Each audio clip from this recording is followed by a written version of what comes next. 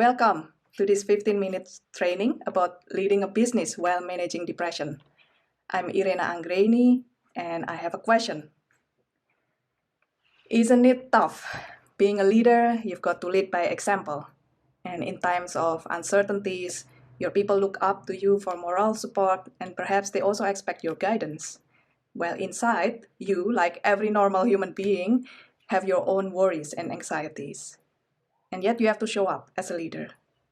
It can feel so isolating. I know your pain.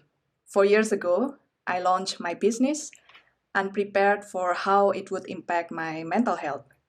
Every day was survival. I was super stressed out and I was beating myself up too. When things didn't work out, as some things are bound to happen, I thought I was a failure.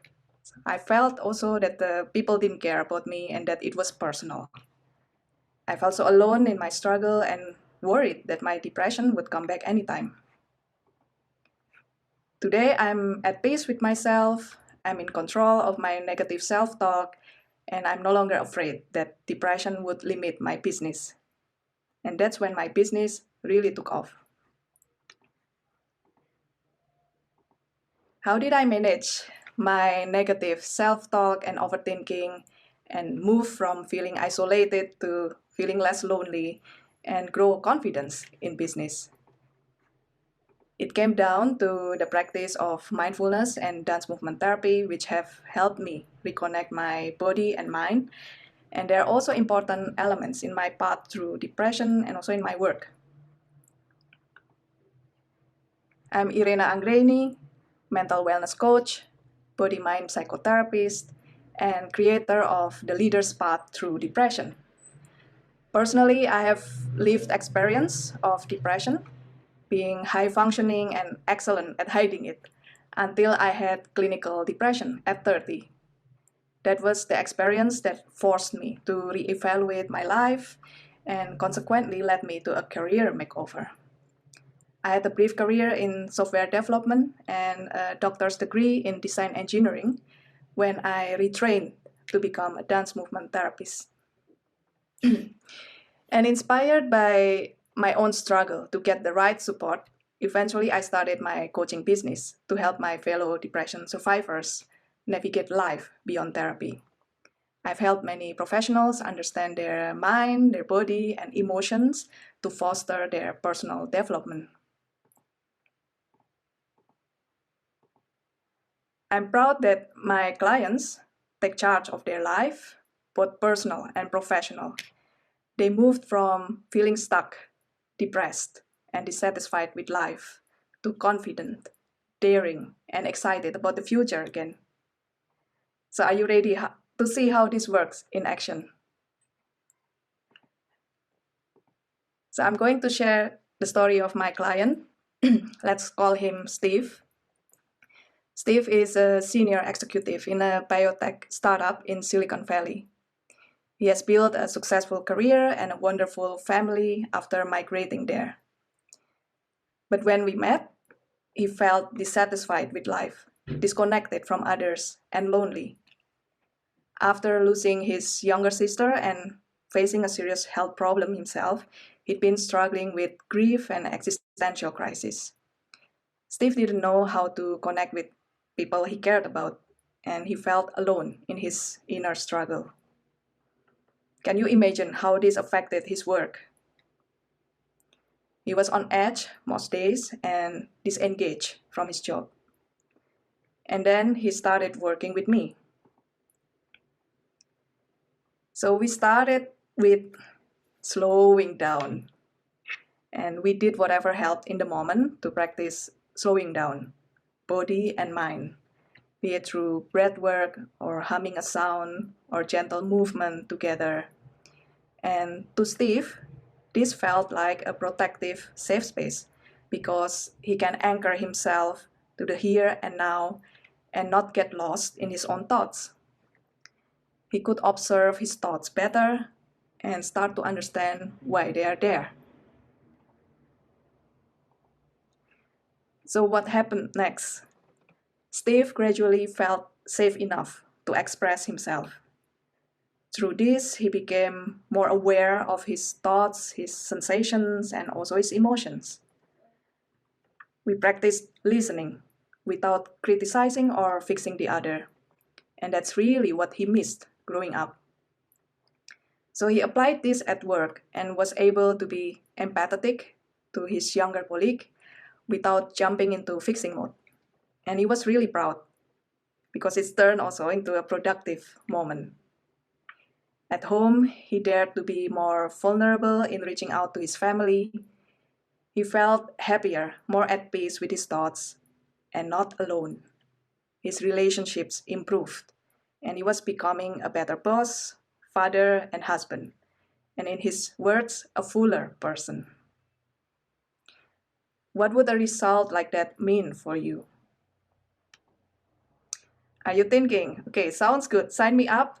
Or are you thinking, hold on, slowing down, expressing emotions, being vulnerable? Doesn't it sound like nonsense? Or do you think, okay, that might work for simple, gullible people, but it's not for busy high achievers like me? Where do you fall on the list? I admit I have felt all of those. I remember the first time I sat in a sharing circle, it was at the mindfulness retreat. I was really skeptical and scared also.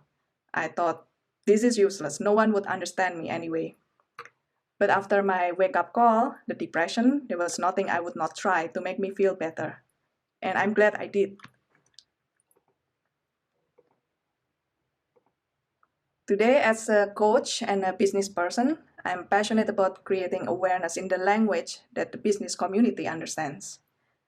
Mental health is not just a nice to have, it's foundational to all the important things in business. Think of productivity or retention of talents and the bottom line, money. So I'm inviting you to reflect with me about the real cost of negative overthinking and its consequent loneliness, what they mean to your career or business. At the end of this training, I'll share the link to book a complimentary call if you want my help to assess what mental health is worth for you and your company. So first is the cost of productivity. How much of your work time do you spend ruminating or overthinking? How much of your mental space is occupied by self-defeating thoughts? And in that state, how efficient are you then in doing the tasks necessary for your goal? Do you stop yourself from taking action, or do you lose opportunities because you give up too soon? All the worries, overthinking, negative self-talk often feeds our stress, and stress breeds more stress. So if you are not allowing time to recover from stress, it can become unmanageable and it will impact your performance.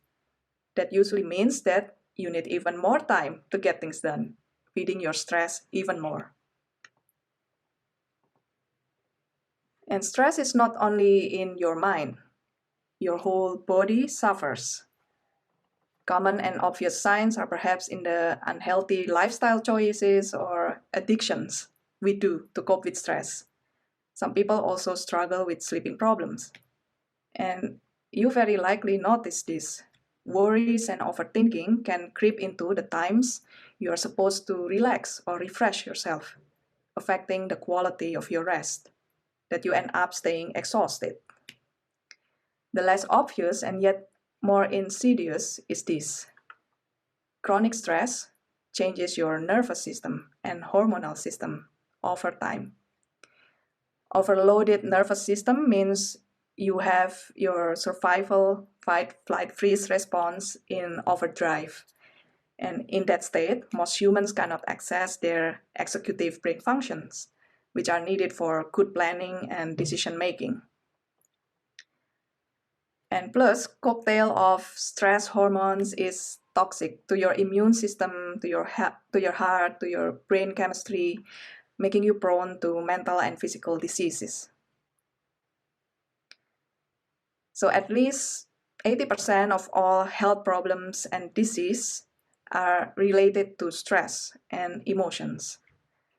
So if the reason you've been ignoring your mental health is because you have to keep business going at all costs, consider this question. What would it cost you or your company if you had to take a sick leave? And what are you working so hard for anyway at the expense of your health?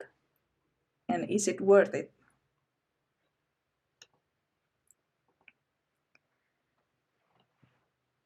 And the cost of relationship, this quote from Thich Nhat Hanh captures it really well. Negative overthinking makes us live in our head, and that in turn disconnects us from others. If we are not careful, it can also make us treat other people badly. For instance, by taking out our stress on others. If you're leading a team or a company, the disconnection could trickle down and create lonely employees. People not communicating because they don't feel safe enough to trust each other, creating a culture of fear. Imagine the damage this can create. Costly errors in projects often come down to the lack of or miscommunication. And this kind of leadership, one characterized by fear, will push away talented people. There are many studies as evidence that employees don't quit their jobs. They quit their bosses, further amplifying the loneliness of the leader. So instead of asking, why does no one stand by me? This self-reflective question is more useful. How much space do I actually have for genuine connections? Only through slowing down could we start to process and reflect on these questions. And by tuning into our emotions, we understand ourselves better. That's the starting point of developing empathy for ourselves and others. And this all don't happen in the mind. Our body, mind, emotions all need to participate. Because friends, to change the mind, we need the body. There are plenty of evidence of how mindfulness and dance movement therapy helps rewire your brain. So let's make this work for you. First off, what's your biggest enemy? Self-critic or catastrophic thinking, worries, guilt, or everything combined? What's yours? And step one, safety first. You start by slowing down and ask yourself, what activity brings your mind home to your body? And it can be on your own or with others. It can be inside your cozy place or outside in the nature, in stillness or in movement. Some people respond well to breathing awareness or feeling their body just like that. Some others may need movement or literal touch to be aware of their body. What's your anchor to feeling safe in your body? You likely have your own, which feels good to you. When you have that felt sense of safety, that's when you connect with yourself, mind and body. And that's when you're able to process what goes on inside. And step two is to make these thoughts, make it real obvious. In your safe space, listen to your inner voice or self-talk without judgment. And make it super obvious instead of a vague bundle of stuff. Write them down one by one, perhaps as a list of statements or questions. And if you get into overthinking again, come home into your body. Step one. Again, without any judgment, what is this inner voice trying to do? What is it trying to protect you from?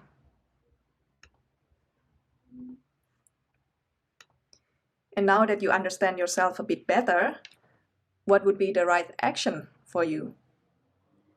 You are invited to explore. I have a simple and fun action book to inspire you to calm your negative overthinking and start connecting again with yourself. Download yours now. I will copy the link in the chat. So click the link in the chat if you're on Zoom. It's bit.ly your action book.